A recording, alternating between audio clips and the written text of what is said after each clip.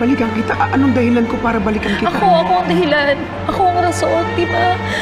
Akala ko babalikan mo ako. Sabi mo maganda ako, di ba? Maganda ako, iniligtas mo ako, di ba? Melina, tinulungan kita dahil nangangailangan ka ng tulong. At kahit na sinong tao, gagawin yung ginawa ko.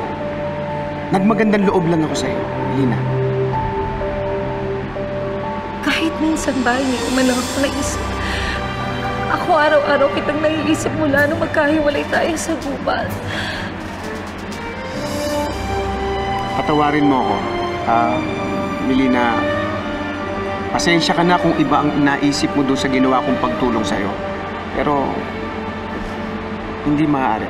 Hindi. Mayroon na akong mahal. Wag mo sabihin yan. Wag mo sabihin. Melina. Tawan mo ang asawa ko. Pwede ba?